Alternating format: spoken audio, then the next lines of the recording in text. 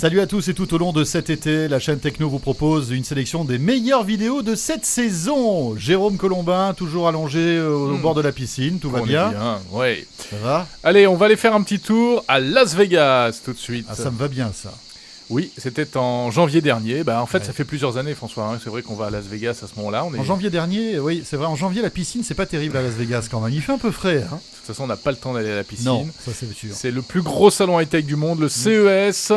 Et on s'était intéressé, rappelle-toi, aux nouvelles interfaces de télévision. Alors ça veut dire quoi? Simplement, jetez votre télécommande, il y a mieux maintenant. Il y a mieux, et en fait vous allez pouvoir télécommander justement votre télévision avec vos bras, vos jambes, vos mains, votre voix. On s'arrête là. Ça suffit quand même, parce que ça fait beaucoup. Enfin regardez, ce sujet date donc de janvier dernier, puis tout au long de cet été on vous montrera quelques-uns des reportages qu'on a pu réaliser lors de ce Consumer Electronic Show de Las Vegas. Bonnes vacances encore une fois avec nous. Bonjour à tous, bienvenue sur la chaîne Techno, la chaîne techno.tv, une vidéo par jour. Nous sommes toujours en plein cœur de ce CES 2012. Jetez votre télécommande, de nouvelles interfaces arrivent sur votre télé.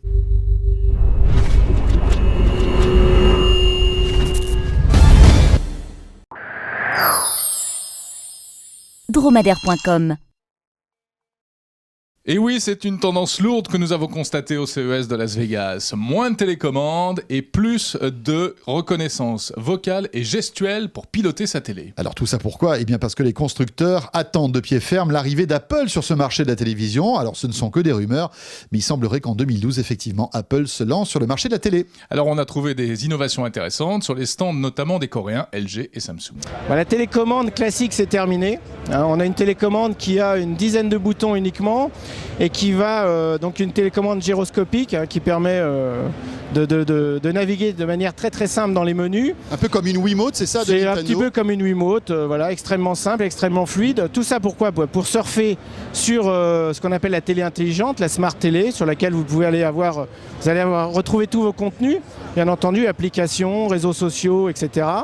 Et puis pour vous simplifier la vie, si vous avez envie de surfer sur Internet, vous aurez un petit micro, vous aurez juste à prononcer www.lge.com et vous irez directement surfer sur Internet de manière extrêmement rapide, puisque les produits qui ont la voice sont également des produits qui sont en dual core.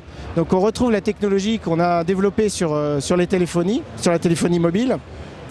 Et également la gestuelle, c'est-à-dire que pour changer une chaîne, vous n'aurez plus besoin d'appuyer sur un bouton, vous prendrez la télécommande, vous positionnez la télécommande avec un mouvement sur la droite ou sur la gauche et vous reviendrez ou vous irez sur les chaînes d'avant ou d'après. Et ça arrive en France bientôt?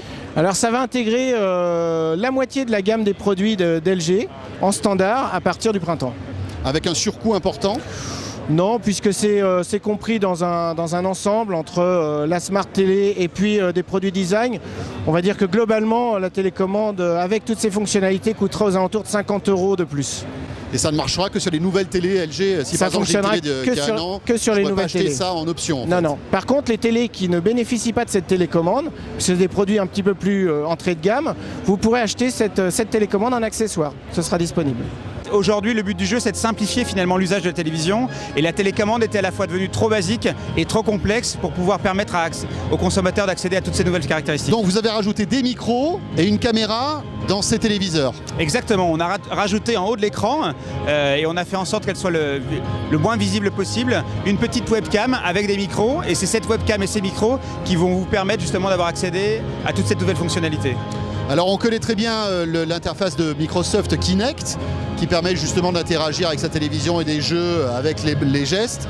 C'est peu ou prou le même système? On est dans la même logique, exactement. Sauf que là, c'est pas pour jouer, simplement, mais c'est pour contrôler votre télé, aller sur le net et également utiliser de nouveaux types d'applications qui vont vous permettre d'accéder à de nouveaux services comme la sécurité, d'accord, mais également la caméra va être capable de vous identifier et de vous permettre d'avoir accédé à tous vos comptes personnels sans être obligé de là aussi rentrer un mot de passe ou un identifiant.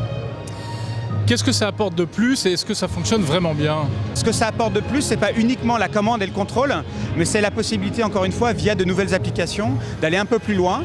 Donc un exemple très simple, je veux me perfectionner en golf.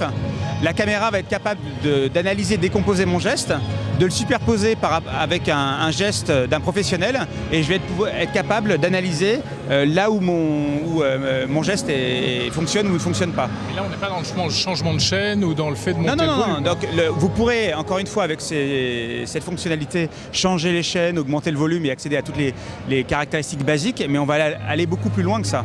Est-ce que ça veut dire que demain, la télé sera une console de jeu comme l'est aujourd'hui la Xbox 360 ? Encore une fois, le but de cette nouvelle interface, c'est pas d'arriver dans le jeu. Le but, c'est de permettre à la télévision d'être évolutive et finalement de rattraper, j'ai envie de dire, son retard par rapport à d'autres produits comme le smartphone et d'être plus interactive et plus intelligente. Donc toutes ces nouvelles fonctionnalités ne se cantonnent pas au jeu, l'univers est beaucoup plus large que ça. Voilà pour ces nouvelles interfaces concernant la télé. Et en plus, ça va arriver très très vite, puisque les premiers modèles avec ces télécommandes gestuelles, etc., ou vocales, arrivent dans les mois qui viennent. Ça va être de plus en plus sportif de changer de chaîne. Effectivement. Et puis regardez ça encore plus fort, c'est le constructeur chinois Haier qui nous prépare une télévision qui serait pilotable par la pensée. Pas mal, un casque sur la tête pour détecter les ondes du cerveau. Et ça marche, avec quelques ratés, mais ça fonctionne pour changer de chaîne, monter le son ou jouer à ce petit labyrinthe. Voilà, si vous voulez en savoir plus, une vidéo complète vous attend pour découvrir cette innovation qui n'en est qu'au stade d'expérimentation, quand même. Merci de nous avoir suivis. Une vidéo par jour, c'est sur la chaîne techno.tv. À demain.